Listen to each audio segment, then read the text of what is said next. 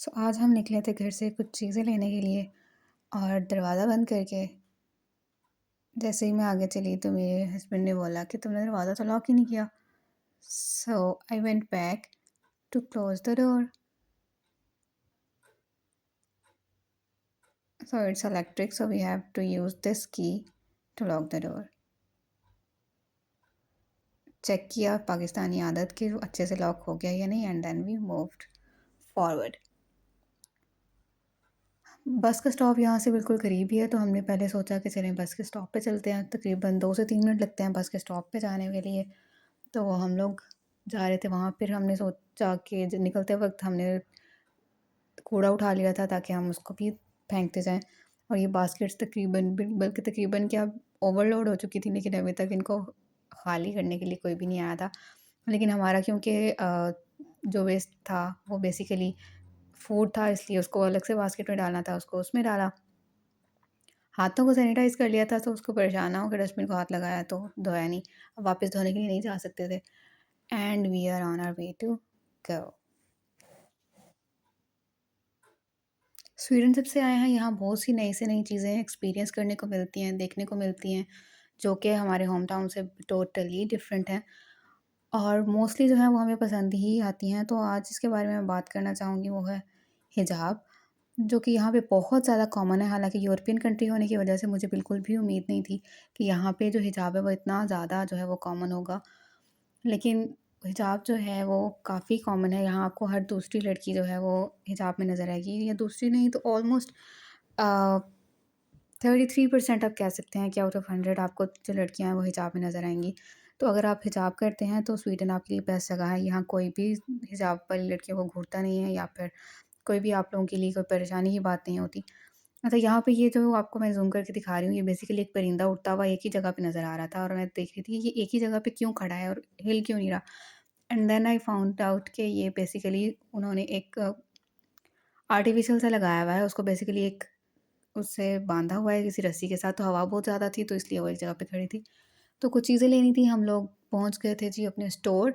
योला को आज एक्सप्लोर करने का सोचा था हमने। मैं आपको बताते चलूँ कि हम हाम्स्टाड स्वीडन में रह रहे हैं।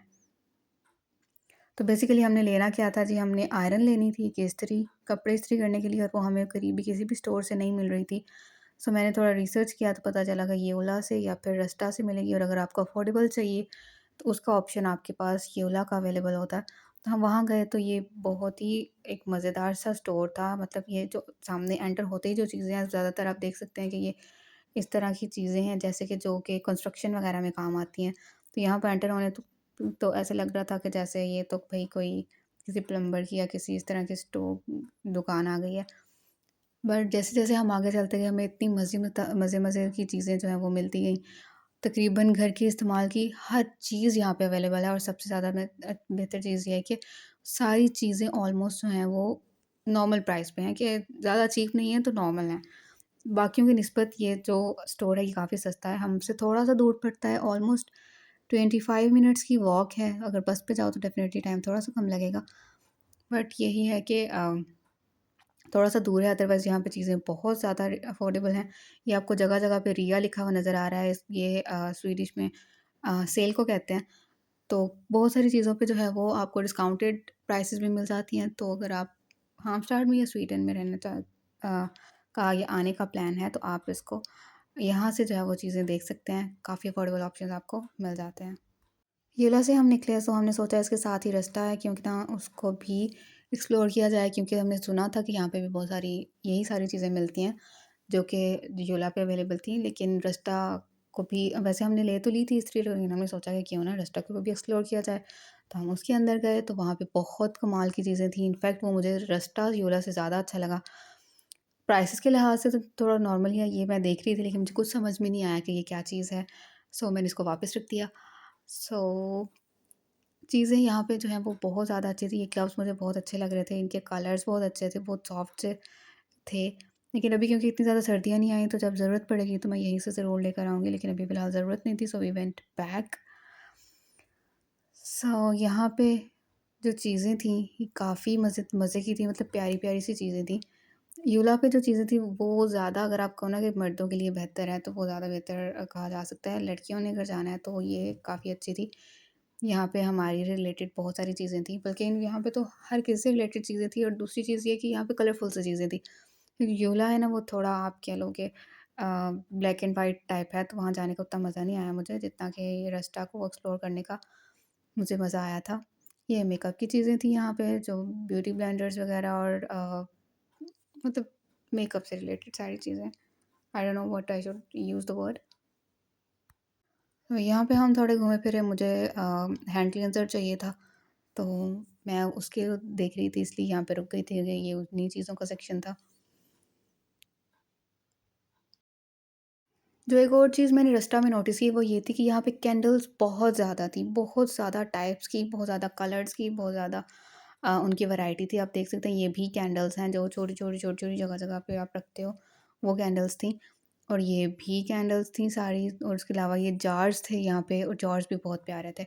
लेकिन ये चीज़ें यहाँ पे थोड़ी-सी एक्सपेंसिव थी, और ये क्रॉकरी वगैरह सारी चीज़ें बहुत अच्छी थी, लेकिन थोड़ी-सी एक्सपेंसिव लगी मुझे एज़ कम्पेयर टू ईका। ईका पे ये चीज़ें थोड़ी सस्ती मिल जाती हैं आपको। वहाँ आपको इतनी ज़्यादा वैरायटी नहीं मिलती, बहुत कम चीज़ें मिलती हैं, लेकिन अफ़ोर्डेबल चीज़ें होती हैं ईका पे। तो लेकिन ये वैसे ही इस सेक्शन में घुस जाओ तो बगैर कुछ लिए निकलने का बिल्कुल भी दिल नहीं करता। बट ऑब्वियसली अब सब कुछ चीज़ें घर पे हैं, तो अभी काम पे भी नहीं लगे, तो एम ख़्वाम बस चीज़ें खरीद तो नहीं सकते थे। और ये बॉक्सेस मुझे बहुत अच्छे लगे थे, छोटे-छोटे से बॉक्सेस थे और कलरफुल से थे, लेकिन क्योंकि मैं योला से ले आई थी, तो यहाँ पे आके मुझे बहुत ज़्यादा रिग्रेट हुआ। यहाँ पे थे भी ये चीपर 20 क्रोन्स के आई थिंक थे, जबकि मैं वहाँ से ऑलमोस्ट 30 के लेकर आई थी, और वो कलरफुल भी नहीं थे, वाइट थे बिल्कुल। तो मुझे थोड़ा हुआ कि ओहो! मैं यहाँ वहाँ से क्यों ले आई। और ये यहाँ पे मुझे बॉटल्स नज़र आई, सो आई वाज़ चेकिंग कि ये ग्लास है या प्लास्टिक है। So but they were pretty. उसके अलावा हम घूमते फिरते रहे, ऑलमोस्ट सारा मॉल जो है वो हमने देखा। यहाँ पे ये बॉक्सेस वगैरह थे, मैंने इतने सारे boxes, and here are the candles again. So जगह-जगह पे आपको कैंडल्स पड़ी हुई नज़र आती हैं, और हर तरह की पड़ी हुई नज़र आती हैं। बॉक्सेस मैंने इतने सारे इकट्ठे कर लिए कि अब मैंने सोच लिया है कि अब बॉक्सेस नहीं लेने, अगर आप गए तो कोई और चीज़ ज़रूर लेकर आऊँगी, लेकिन बॉक्सेस पे एक दफ़ा तो फुल स्टॉप लग चुका है। And here I am back to these small boxes. मुझे बहुत ज़्यादा अच्छे लग रहे थे, लेकिन मुझे पता था कि अब मुझे ये लेने की इजाज़त नहीं मिलेगी, so I went back. Yeah, there was a lot of variety in boxes. इतनी वैरायटी आपको और कहीं भी नज़र नहीं आती। और रास्ता घूम के हम घूमते घुमाते घर वापस आ गए। हमारा मेरा व्लॉग एंड तक देखने के लिए बहुत शुक्रिया। Stay tuned for new updates and new videos. And if you like my video, do like and subscribe my channel. Thank you so much.